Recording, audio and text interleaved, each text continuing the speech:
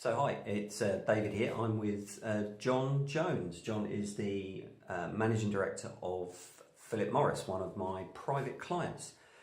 John, thanks for doing this. Pleasure, David. John, why don't you tell everybody a bit about what you do? Well, as David said, I'm Managing Director here at Philip Morris & Son. We are a very traditional retail business that has sort of morphed out of that traditional sort of bricks and mortar retailing over the last 10 years into a multi-channel retail business, to the point that online has now considerably overtaken the shop.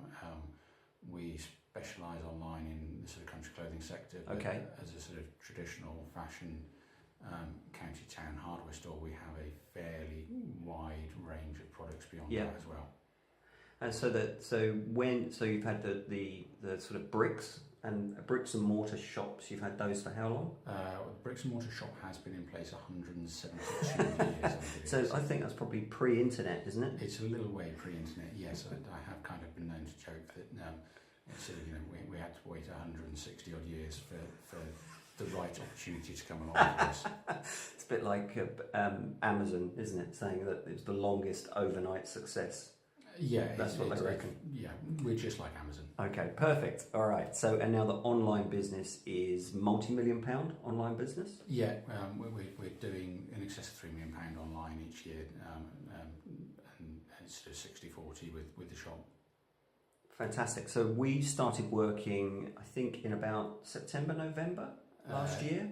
Yes, getting towards 12 months ago now. Yeah, absolutely. Oh yeah, crikey, a long time ago. Yeah. One of the first things we did was to put in a structured weekly sales meeting. And John and the team are brilliant at looking at sort of sales and margin contribution per product line. But I think the first things that we did was sort of bring that together in a focused approach and get all of the key people in a room every week. Would that be right? Yeah, we had all the data. We had an awful lot of it kicking around, but we weren't structured enough with it. A lot of it was I knew the numbers, but the team didn't, so they weren't able to make good enough decisions because I wasn't sharing it the right ways with them, and we didn't have a structured enough format. Yep. We also have very easy access to instantaneous data, more or less, thanks to a very good back office system. But we were using it too slowly. Right. By putting in place that weekly sales meeting and being sort of on the ball instantly with it, the guys that managing the tier 1 brands are sort of looking at those numbers every single day, and as soon as a pattern sort of starts to emerge, whether that's a growth pattern that they need more stock for or a downturn that they need to investigate why, they're on to it straight away instead of perhaps being a month before we realise now. Right. Very good. And we supplemented that with a daily sales report where we could look at what had happened yesterday, the number of orders processed, the run rate, so we could see where we're going versus the stretch targets that John has set the business, or indeed versus last year. And that helps create a rhythm, doesn't it? Yeah, it does, and the guys are very tuned into that. It's a motivational tool for them. And they very much are sort of monitoring it continuously to make sure that actually they are going to get there. And I suppose I don't want to say they enjoy it, which is a great thing and testament to the motivation of the team. Yeah, I think that's great. And what I find a lot is with something as simple as a daily sales report, it can really enhance the culture. It's not something that you use to sort of beat people up with, but it's that 20 odd times a month there is an opportunity to look at the trading performance of the business, isn't there? Yeah, I think that's exactly right. It's not who we are, it's not our culture to beat people up for lack of performance. No.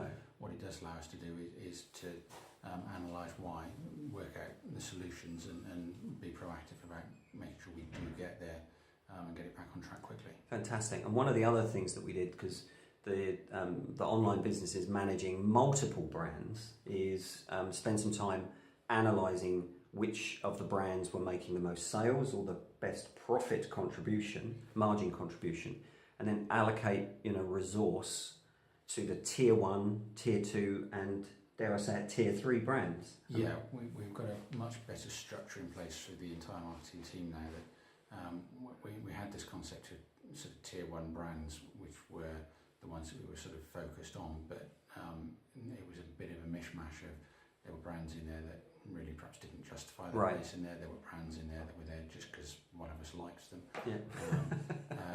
And there were brands in there which perhaps didn't have any potential going forwards, and equally there were brands in there that were sort of some of the bigger brands, but we wasn't like, well, they're big anyway, let's not worry about them. Right. Whereas we've taken a much more focused approach of, actually, let's really maximise those really big ones, where a few percent means some significant growth. And you know, we've got one brand past 100,000 in a month for the first time ever. Yeah, and I think that was, I think the previous best ever month with this, high profile brand was about 70 odd thousand pounds, and we crashed through the £100,000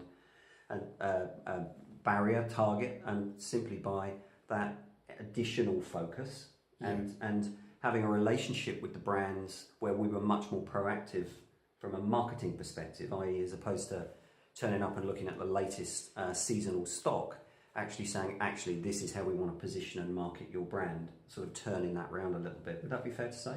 Yeah, that's certainly true.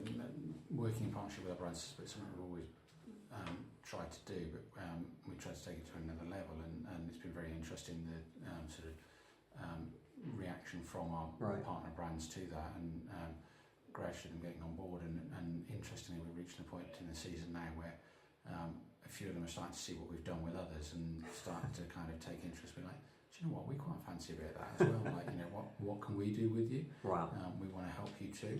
And it's kind of a case of, like, great, thanks, and because you're coming to us, we can ask for a bit more even now. Right. Well, that's just fantastic, isn't it? And the way that, and what we've also found is by having that structured and focused resource, what we're finding is even the tier 3 brands and the challenger brands are now really starting to step up and moving through the levels as well. Yeah, we've segregated it into 3 brands. That tier 1 absolutely get micromanaged, tier 2 get a fair bit of attention, and tier 3 is sort of it's almost like a feeder funnel that we're trying to cast the net fairly wide, right?